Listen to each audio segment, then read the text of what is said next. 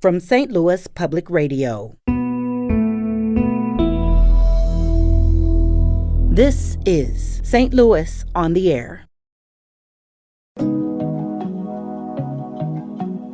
The chestnut trees that were native to America were mostly destroyed by a blight a long time ago, and it's the Chinese chestnut trees that are growing very well right now. They're able to breed them so tightly that it will go along with the weather in your latitude area. And if you tried to grow that same cultivar even 100 miles north, it might not grow as well. There was a chestnut hummus, which was absolutely delicious and people loved. So it's a pretty versatile thing. You can do a lot with it. I'm Sarah Fensky. Every fall, the Missouri Chestnut Roast Festival brings chestnut lovers and the chestnut curious to New Franklin, Missouri. The locally grown chestnuts earned positive reviews from people at this year's festival. It's hard to compare them to anything else, really. I don't think I've ever tasted anything like that. Yeah, I mean, they're sweet. The texture sort of threw me off because I didn't know what to expect, but yeah.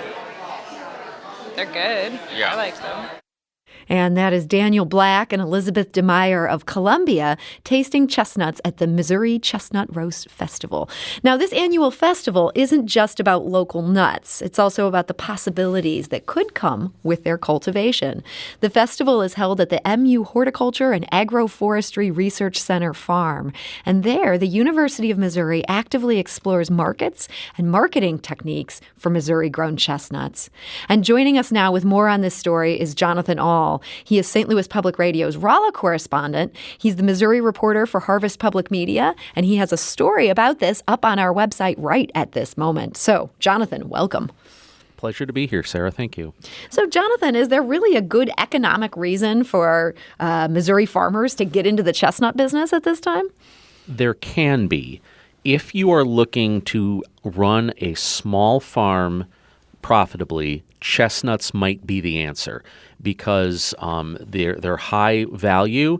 You can make a living on, some people say as little as 5 acres of it. There's a certain amount of labor involved, but it's, not much more than farming. And in a world where to make money on a row crop like corn or soybeans, you really have to have more than 1,000 acres. If you want a small farm, this might be the way to do it. And so what's being grown now in Missouri? These are actually Chinese chestnuts. How are they different than ones that would be native to the U.S.? That's a wonderful question, and one that I didn't really get to in my story for time. But the American chestnut was a very, very common tree in the eastern half of the country. But a blight that came in wiped out almost the entire crop. And it's really hard to find a native American chestnut tree anymore. So what they're growing here are Chinese chestnuts, which tend to be bigger, they tend to be tastier, but there is a certain faction out there that wants to try to bring back the American chestnut tree, but that seemed to be like 3 stages off from my story in a completely different issue. But it is worth acknowledging that the chestnut trees that were native to America were mostly destroyed by a blight a long time ago, and it's the Chinese chestnut trees that are growing very well right now. So what makes these Chinese chestnut trees so good for Missouri? Well, it's the climate, and the other thing is the people at the University of Missouri, they do what are called cultivars, which is really just like different breeds and very modest differences in the chestnuts, and they're able to breed them so tightly that it will go along with the weather in your latitude area. And if you tried to grow that same cultivar even 100 miles north, it might not grow as well. So I think that they've been very good at matching exact breeds and cultivars to the exact geography, and it goes well in Missouri. And they've also had success in Iowa, Illinois, Indiana, Pennsylvania. So they're able to find the right one that works in the right climate, and Missouri has definitely had some success with that. So there's some plant science that goes into this. There's a lot of plant science that goes into it, and really it's like any other kind of agriculture. There's a lot of plant science. So you talked to some farmers who are doing this. Bill Stouffer owns a 200-year-old family farm. This is in Tipton in central Missouri. He told you that after decades growing corn and soybeans, he wanted to reduce the size of his farm to leave his kids with something more manageable. He ended up planting 20 acres of chestnut trees in 2009. And about 3 years later, he told you, they started to produce. Generally speaking, they start dropping nuts on the 20th. And so we opened up our website on the 22nd. In 4 or 5 hours, we had over 100 orders. There's tremendous demand for chestnuts.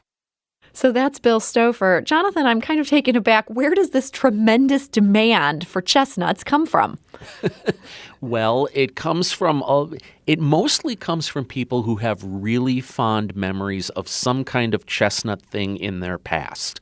A holiday tradition of roasting chestnuts on an open fire, for example. Or for some families, chestnut dressing is what you absolutely have to have on Thanksgiving. So for some people, it's that. For some people, it's a very fall taste. It's very earthy. One of the tasters that I talked to talked about the texture catching them off guard. Well, that's because the texture's kind of soft. It's more like a cooked potato or maybe a chickpea. It's not crunchy. It's softer. So they tend to be people who have these very positive memories of them, and it's kind of a tradition. But also they're very versatile. You can make them into a lot of different things. The big thing that came up at the festival was there was a chestnut hummus, which was absolutely delicious and people loved. So it's a pretty versatile thing. You can do a lot with it, and a lot of people really like it. So how much are these farmers making per acre? Well, if you know that anything about farmers, they are a little bit hesitant to tell you too much about how much they make. But, chestnuts go for $6 a pound. Even in a bad year, you can get 1,000 pounds of chestnuts per acre. So, even when things are a little bit lean, you can gross about $6,000 per acre. And that's a lot more than you get in corn or beans. Yeah, I'm feeling sold on this. I want to go grow some Chinese chestnut trees. You've said the big challenge here is marketing the crop. Is that something the state is actively involved in?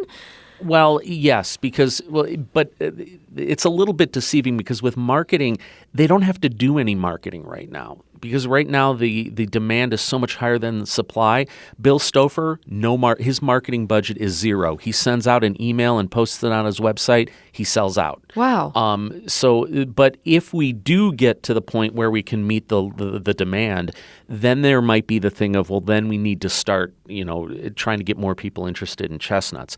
But the Chestnut Festival, the University of Missouri is certainly doing it. The market research they're doing, yes, there are definitely people who are trying to say, hey, there's this great chestnut. You should have some. So do you see Missouri-grown chestnuts being something we'll see in grocery stores anytime soon? Well, and that's where it gets a little tricky. Chestnuts are actually alive. They are a living organism. So when they fall from the tree, you are on the clock before they go bad. And you can slow that process by refrigerating them. But really, you might see them in grocery stores, but only for a few-week period. I don't think you'd be hard-pressed to find a decent chestnut anywhere in April. Okay, well, there's the rub on this. Jonathan, I got to ask you one last quick question. When you were at the Chestnut Festival, did you try these guys, and did you like them? Yes, and yes. My childhood memory is growing up in Chicago. We'd go down and look at the department store windows, and there'd be people selling chestnuts roasting on an open fire, and we would eat them, and they were delicious, and that's my chestnut memory. That's a chestnut memory from Jonathan Ault. Jonathan, thank you so much for joining us today. My pleasure. This episode was produced by Emily Woodbury, with audio engineering by Aaron Dorr and production assistance from Jane Mather-Glass. This podcast was mixed and edited by Aaron. Our executive producer is Alex Hoyer.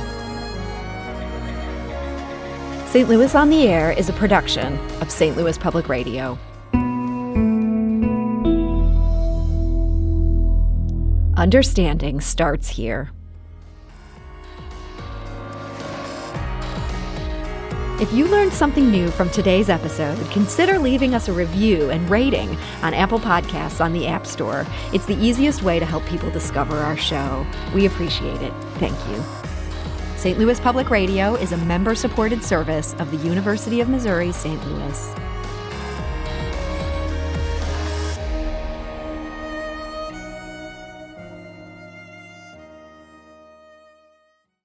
Support comes from the Missouri Forest Products Association, providing more than 41,000 jobs in the production of wood pallets, railroad ties, white oak barrels, hardwood floors, and more. Details at choosewood.com.